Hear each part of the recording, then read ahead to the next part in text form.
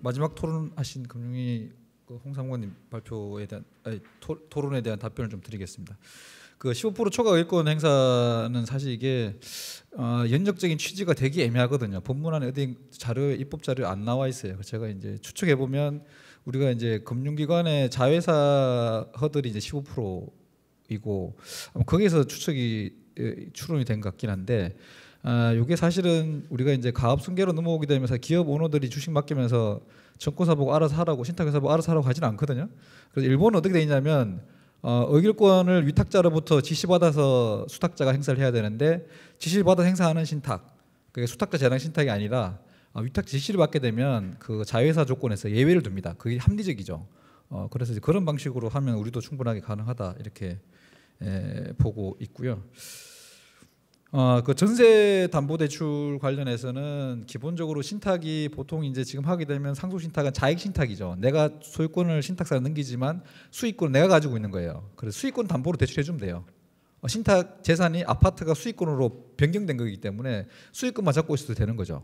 그래서 결국 이제 보증보험 제도의 약관을만 수정해도 이 부분은 충분히 가능한 것으로 보이고요. 그다음 종합회사 신탁은 결국은 이제 우리가 뭐 저소득층이나 일반 대중으로 봤을 때 가지고 있는 주택과 예금, 그다음에 뭐 금융자산 이렇게 이제 가지고 있는 가계를 상정해서 우리가 수탁을 받게 되면 그게 이제 종합회사 신탁 하나의 신탁 계약 안에 복수 유형의 자산이 들어가게 되는 구조인 거죠. 그게 바로 이제 우리 치매 신탁이든 뭐 유언대공 신탁이든 재산보호 신탁이든 장애인 신탁이든 다 해당될 수 있는 문제이거든요. 그래서 그럼 결국 이제 이런 데서 결국 그게 종합자산 신탁인데 금전의 운용 방법은 지금 자본시장법 체계로 통제를 하시면 돼요. 금전에 주식을 담게 되면 주식 담는 거에 따른 이 투자권유 규제를 그대로 받으시면 되죠. 계약 체결할 때 돈이 들어오지만 운용 시점에 그렇게 처리하면 되거든요. 아무런 문제가 없게 되는 그런 구조인 거고요. 여기서 좀 더 나아가면 예를 들면 뭐 3억 있으신 분 100분이 신탁을 했어요. 그 중에 그 뭐 금융자산 2천만 원씩 쭉 있거든요. 그걸 1대1로 관리한다는 건 사실 불가능해요. 신탁 보수가 엄청 높아지겠죠. 그거를 1,000만 원짜리를 100명 걸 모아가지고 10억을 만든 다음에 하나의 자산으로 운용하는 거예요. 이게 이제 자금의 풀링, 집합 운용인데 현행 규제 체계는 이제 과거에는 안 그랬는데 2004년부터 이제 바꿔가지고 풀링 되는 거는 신탁을 하지 마라, 펀드만 해라 이렇게 이제 아마 전 세계적으로 이렇게 직관적으로 규제를 월을 천 건 아마 우리나라밖에 없는 걸로 알고 있는데요. 그렇게 막아버린 거죠.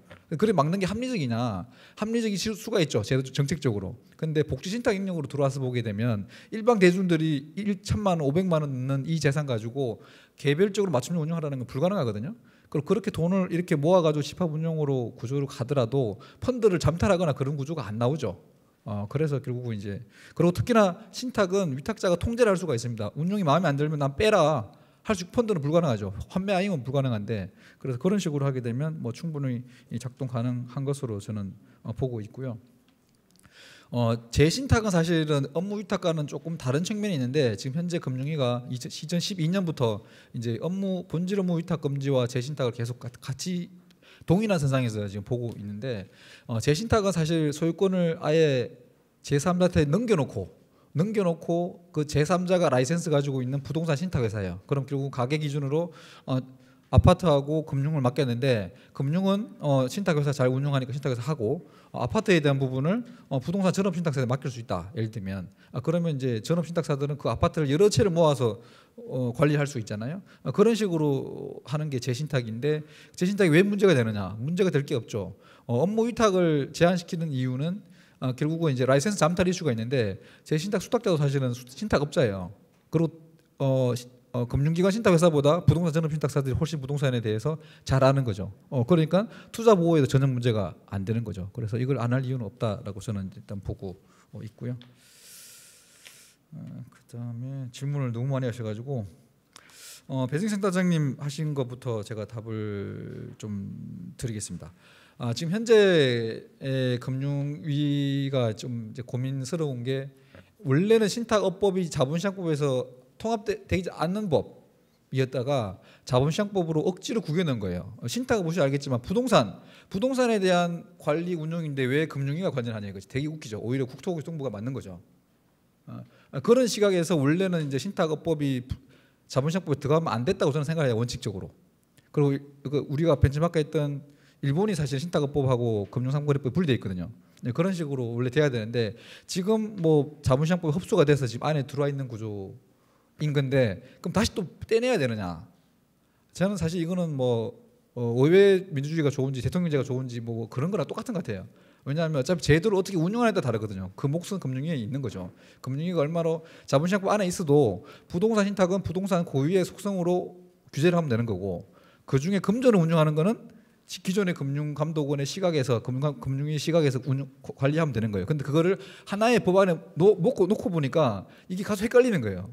우리가 예를 들면 상속자 주식 가지고 있는 사람이 유언대응 신탁을 맡기는데 이거 투자 설명서를 받아야 된다는 거예요. 이 사람 원래 본인이 가지고 있던 주식이에요. 그걸 맡기는데 왜 뭐 투자 권유 규제가 적용되냐 이거죠. 되게 웃기는 현상들이 발생하고 있거든요.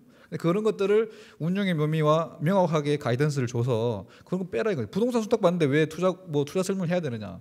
가지고 있는 회사를 맡기는데 그것도 사실 말이 안 되거든요. 그걸 명확하게 가이던스를 줘가지고 금전의 운용 빼고는 나머지는 다 완화시켜주면 자본시장법 안에 있어도 무관해요. 그런데 자본시장법의 그 기본 틀인 금융을 운영하면서 투자 손실이 발생할 수 있다는 전제하에서 바라보시던 분이 머리를 두 개로 쪼갤 수가 없는 거죠. 그게 항상 계속 헷갈리는 거고 실무도 헷갈리는 거죠. 그래서 결국은 이제 업법 분리도 하나의 좋은 방법이긴 하지만 너무 큰 틀의 변화이기 때문에 저는 뭐 단기적으로는 현행 자본시장법 체계 하에서 명확하게 규제의 가이던스를 주고 10년, 20년 장기적으로 봤을 때는 신탁업법을 다시 분리하느냐 이거는 별개의 문제로 좀 보시는 게 맞을 것 같고요. 보험 청구권 신탁은 배정센터장님 말씀하신 것처럼 두 가지 방법이 있어요. 예를 들면 고령자가 우리한테 금전 신탁을 맡기고 우리가 보험사하고 보험 계약을 체결하는데 보험 계약자의 지위에 신탁 회사가 들어가는 거죠. 이건 사실 이제 법을 공부하는 사람 입장에서는 상당히 부담스러운 거죠. 우리 신탁 회사일 뿐인데 왜 보험 계약자가 되느냐. 그런 구조라서 아마 실제적으로 일본 같은 경우는 사실 그 방식이 아니라 고령자가 보험 계약을 체결하고 돌아와서 신탁회사에 신탁계약을 체결하는 거예요. 그리고 보험 수익자를 신탁회사로 만들고 그러면 보험 기간 동안은 보험회사가 재산을 운용하다가 보험 사고가 발생해서 보험금이 신탁회사에 돌아가신 분 계좌로 꽂히는 거죠. 그럼 그때부터 상속 신탁이 작동되는 그런 구조로 해서 아주 합리적으로 설계했어요. 요거는 사실 우리나라에서 작동하기 좀 편한 건데 신탁회사가 보험 계약자에 지위돼 간다? 그럼 보험금 납입 의무도 우리가 부담해야 되느냐부터 해서 복잡한 이슈들이 생기거든요. 그래서 조금 쉬운 방법부터 우리 진행하자라고 해서 저는 보험 청구권 양도 방식의 신탁이 현실적이지 않나 이렇게 지금 보고 있고요.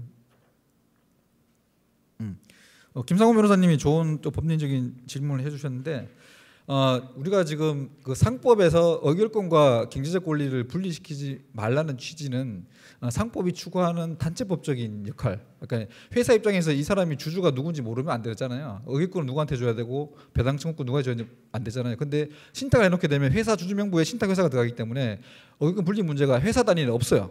전혀 없습니다. 그래서 이거를 가지고 뭐 의결권 분리 이슈와 동질화 시키는 거는 사실은 실무를 정확하게 조금 인지를 못하신 거 아닌가 싶은 생각.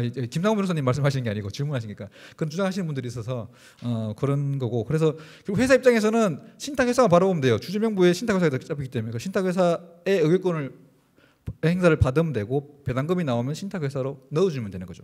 그 뒷단의 문제는 신탁 계약의 영역입니다. 그래서 그런 방식으로 작동하는 게 일본의 가압승계 지원 신탁 구조이고 저는 상법상 문제는 전혀 없다고 보고 있습니다. 그리고 그 15% 초과 의결권 행사는 아까 전에 좀 설명을 좀 드렸고요. 유류분 사전 포기. 일본은 가압승계 지원 신탁에서 유류분을 사전 포기를 하는 거에 전제로 가정법원의 허가와 그다음에 우리나라 산자부 같은 그런 관청의 신고 등록 인가 사항으로 이렇게 돼 있습니다. 그런 식으로 해서 억지로 팔 비틀어 가지고 유류분 포기약서를 쓰게 만드는 그거를 제도적으로 보완을 했습니다. 아주 현명한 방식으로 보고 있고요. 우리도 만약에 그렇게 된다면 가정법원 허가 정도를 넣어주시면 가정법 판사 앞에서 너 진짜 유류분 포기한 거 맞니? 이렇게 확인해 보는 거죠. 그러면 해결될 수 있는 문제이고 마지막 질문은 저도 크게 고민을 안 하고 쓴 내용인데 유류분 포기를 누가 해야 되느냐? 그러면 이제 돌아가신 아버님하고 상속인 전원이 같이 합의서를 쓰면 아무런 문제가 없겠죠. 그런데 유류분은 돌아가신 이후에 작동되는 국면이기 때문에 그럼 결국은 현재처럼 상속인 간의 유류분을 주고받는 그런 구조예요. 그래서 저는 상속인만 합의가 되면 된다라고 생각하고 있는데 제일 좋은 거는 부모님들하고 자녀분들이 다 들어가서 합의서 쓰는 게 제일 좋겠죠. 예.